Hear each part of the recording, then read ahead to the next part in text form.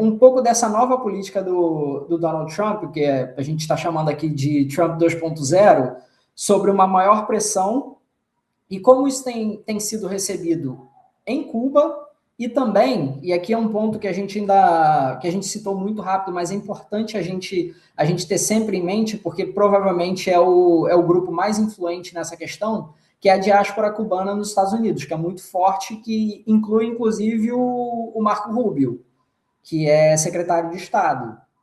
Ele é uma liderança dentro dessa comunidade, e essa comunidade é muito influente nas decisões americanas, não só para Cuba, mas para a América Latina como um todo. Aí eu ia te pedir para fazer um breve exame dessa questão.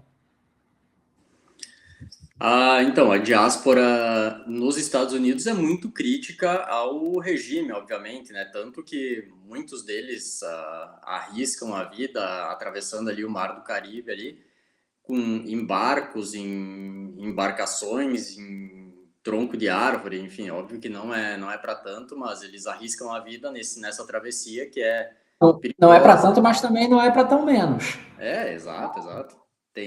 Enfim, é uma região de furacão, é uma região muito instável pelo clima e tudo mais, muita gente morre e, e ainda mais agora também com a política de deportação do Trump, isso acaba agravando e, enfim, sendo um fator a mais para quem está se arriscando nessa travessia. Então, eles criticam muito o governo e em Havana, o que a gente tem visto é que o Trump está fazendo essas ameaças. O Trump está seguindo a política dele de ser instável. Uma hora ele fala que quer a mudança de regime, outra hora ele fala que não quer a mudança de regime. Enquanto isso, o governo cubano afirma que estaria disposto a negociar, mas sem exigências dos Estados Unidos, sem ter uma lista de exigências. Aí a gente não entende que tipo de negociação seria essa. Mas, enfim, a gente não sabe que rumo o Trump quer. A gente sabe que ele quer ter controle da ilha se o governo aceitasse as condições dele, como foi feito na Venezuela, que ele tirou o Maduro do poder, mas deixou a vice dele governando.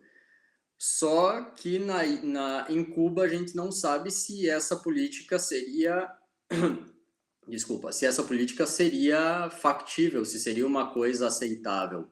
A população cubana, a gente não tem também grandes informações devido a pouco acesso à internet que a população tem e pouca notícia confiável que saia da ilha, mas a gente sabe que o país, depois da proibição, do bloqueio que o Trump impôs à ilha, depois da queda do Maduro, ele impôs um bloqueio que os países não podem vender petróleo para a ilha, então eles estão numa situação de calamidade praticamente, sem energia, e o México já tentou mandar ajuda e o Trump ameaçou com impostos, então eles não mandaram isso. O Trump permitiu que um navio russo de petróleo fosse até a ilha em março para amenizar um pouco a situação.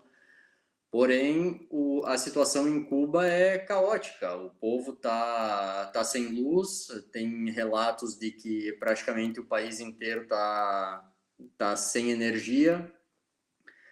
E só que o povo obviamente, não se revolta, porque eles não têm. É um povo que está completamente refém do governo. O governo, o exército, no caso, mantém o controle de tudo.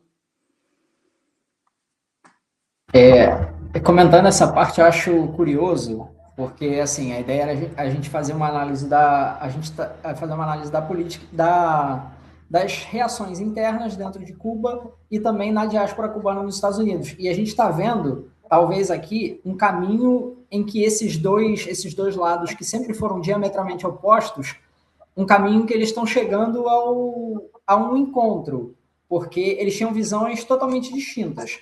O povo cubano sempre foi um grande apoiador do regime. É uma questão um pouco diferente do Irã. No Irã, a gente tem esse grande ponto de interrogação de se o povo realmente é contra o regime, apoio de certa parcela da população. Em Cuba, isso é mais claro, isso é mais nítido. O povo, mesmo diante das dificuldades, sempre teve um orgulho da revolução, sempre gostou dessa ideia de se colocar como alguém que está ali lutando contra o imperialista, contra o dominante, contra o mais forte e que não cai. Só que nesse momento, principalmente desde 2021, quando essas questões de racionamento começaram, porque a gente fala muito agora em 2026, mas isso já vem acontecendo desde 2021, que Cuba teve uma sequência muito difícil de redução de auxílio e catástrofes naturais em sequência, o que prejudicou demais o país. Então a gente já tem um povo um pouco menos contido desde então, e em que essa aura da revolução que vem acima de tudo está começando a cair um pouco. Não que eles tenham um grande apoio dos Estados Unidos lá dentro agora, não é aqui que eu quero chegar, mas aquela ideia de que vale tudo para a gente manter a nossa força da revolução já começa a estremecer um pouco diante das dificuldades.